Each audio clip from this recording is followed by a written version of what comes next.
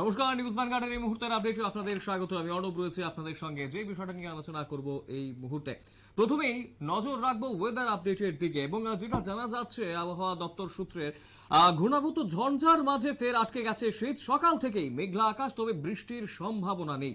রাজ্যের সর্বোচ্চ তাপমাত্রা বেড়েছে 4 ডিগ্রি সেলসিয়াস, এমন তথ্যই কিন্তু পাওয়া যাচ্ছে। স্বাভাবিকভাবেই এই মুহূর্তে শীতের যে সেই আমেজটা এখনো পর্যন্ত কিন্তু আমরা পাচ্ছি না। গোটা বিষয়টাকে কেন্দ্র করে আরো বিস্তারিত জানবো। নিউজ ভ্যানগার্ড প্রতিনিধি সুপ্রীতি মুখার্জি রয়েছেন টেলিফোন লাইনে। সুপ্রীতি, যেটা জানার চেষ্টা করব তোমার কাছ থেকে, এই মুহূর্তে আবারও যেটা দেখা যাচ্ছে ঘূর্ণাবর্ত ও ঝঞ্ঝার মাঝে আটকে গেছে শীত, অর্থাৎ শীতের আমেজ কিন্তু সেইভাবে আমরা যেন নিতেই পারছি না। ডিসেম্বর প্রায় শেষের দিকে চলে এসেছে, কি খবর রয়েছে? দেখো অনুপ, সাধারণত ভাবে মনে করা হয় যেটা যে অক্টোবর থেকে ফেব্রুয়ারি পর্যন্ত হচ্ছে একেবারে সব থেকে সুন্দর সময়, কারণ সেক্ষেত্রে আবহাওয়া নাতিশীতোষ্ণ যেহেতু থাকে, তাই ঘোরা থেকে শুরু করে সবকিছুতেই একটা মনোরম পরিবেশ বজায় থাকে।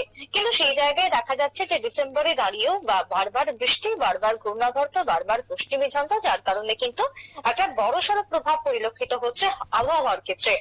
এবং এই সময়টাতে আমরা দেখি যে সকালের দিকে মিঠে রোদ থাকে, বেলা পড়লেই শীতের শিরশিরানি শুরু হয়ে যায়। বা একেবারে অন্যতম যে চেনা ছবিটা, সেই ছবিটা কিন্তু এখন আর দেখা যাচ্ছে না। কেন কি? বারবার ঘূর্ণাবর্তের জেরে। কয়েকদিন আগেও আমরা দেখেছিলাম মিথিলি এবং মিগজামের প্রভাবে বৃষ্টিপাত হয়েছিল। এবার ঠিক তাই, এবার এক ঘূর্ণিঝড়ের ইতিমধ্যেই আশঙ্কা রয়েছে, যে ঘূর্ণিঝড়ের কারণে কিন্তু আবারও আকাশের মুখ ভার। সকাল থেকে আমরা দেখছি মেঘলা আকাশ, বৃষ্টির যদিও রাজ্যের ক্ষেত্রে পূর্বাভাস নেই, কিন্তু তারপরও যে রোদ আমরা দেখতে পাই সকাল হলেই, তার সঙ্গে বেলা গড়লেই একটা শিরশিরানি আবহাওয়া থাকে, ঠান্ডা শীতের হাওয়া থাকে, সেইটা কিন্তু কোথাও গিয়ে একটা বাধা পাচ্ছে। এবং সেক্ষেত্রে ফের আবহাওয়ার একটা বড়সড় বদল আমরা বলতে পারছি। তার একদম কারণ এই মুহূর্তে যদি আমরা সাগরের দিকে তাকাই, সেক্ষেত্রে একদম সাগরের সুপ্রীতি, উপরে গোটা রয়েছে দেশের ঘূর্ণাবর্ত। পরিস্থিতির কথা যদি বলি, এই মুহূর্তে দেশের বিভিন্ন যে রাজ্যগুলো রয়েছে, সেখানে ত্রিপুরা রাজ্যে হয়তো আমরা শীতের সেরকম ভাবে একটা আমেজ পাচ্ছি না, কিন্তু অন্যান্য রাজ্যগুলো দিল্লি, কাশ্মীর, শ্রীনগর, এইসব জায়গাতে কিরকম রয়েছে পরিস্থিতি, খবর রয়েছে কি? একদমই। দেখো, উত্তর ভারতে কিন্তু শীতের আমেজ এখন যথেষ্ট পরিমাণে রয়েছে। আমরা হয়তো উত্তর পূর্বে অতটাও শীত পাচ্ছি না, কিন্তু উত্তর ভারতে কিন্তু এই মুহূর্তে জাতীয় শৈত্যপ্রবাহই চলছে। এবং সেক্ষেত্রে আমাদের এদিকের আবহাওয়ার হঠাৎই পরিবর্তনের যে কারণ জানা যাচ্ছে হাওয়া অফিসের থেকে, সেক্ষেত্রে বলা হচ্ছে যে ভারত মহাসাগরে এই মুহূর্তে তৈরি হয়েছে একটি ঘূর্ণাবর্ত। এবং সেই ঘূর্ণাবর্ত বর্তমানে অবস্থান বদল করে বঙ্গোপসাগরে গিয়ে পৌঁছেছে।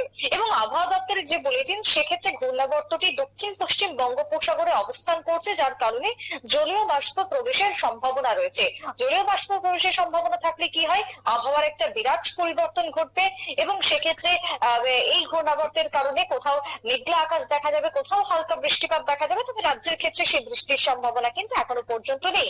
অন্যদিকে তুমি যেমনটা বলছিলে উত্তরের ছবি, উত্তর ভারতের দিকে আমরা যদি তাকাই, এখনো পর্যন্ত সেখানে তাপমাত্রা কিন্তু রয়েছে 4 থেকে 8 ডিগ্রির মধ্যেই থাকছে। দক্ষিণ ভারতের দিকে যদি চলে যাই, একেবারে বিপরীত আবহাওয়া। সেখানে জলের তলায় চলে গেছে একাধিক শহর, একাধিক রাজ্য, বানভাসী অবস্থায় পরিণত হয়েছে, যার কারণে মানুষকে ত্রাণ শিবিরে নিয়ে যাওয়া হচ্ছে, আশ্রয় দেওয়া হচ্ছে।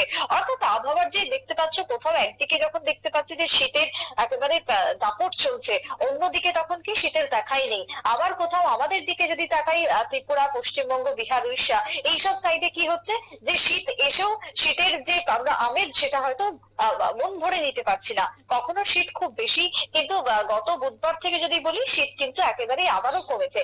সর্বোচ্চ তাপমাত্রা রাজ্যের ক্ষেত্রে যদি তোমাকে বলি, 4 ডিগ্রি বেড়ে গেছে। যে সর্বোচ্চ তাপমাত্রা 24 বা 25-এর মধ্যে ঘোরাঘুরি করছিল, সেই সর্বোচ্চ তাপমাত্রা এখন গিয়ে দাঁড়িয়েছে 28-এরও বেশি।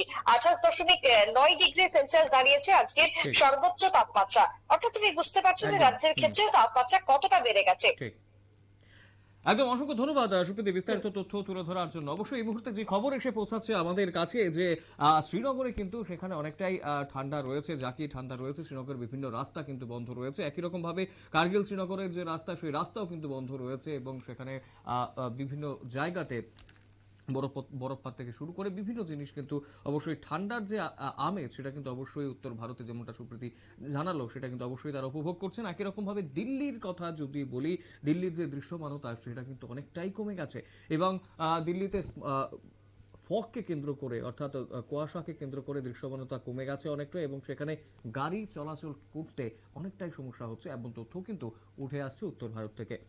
সময় ছোট বিজ্ঞাপন বিরতির রয়েছে অন্যান্য সংবাদ, সঙ্গে থাকবে।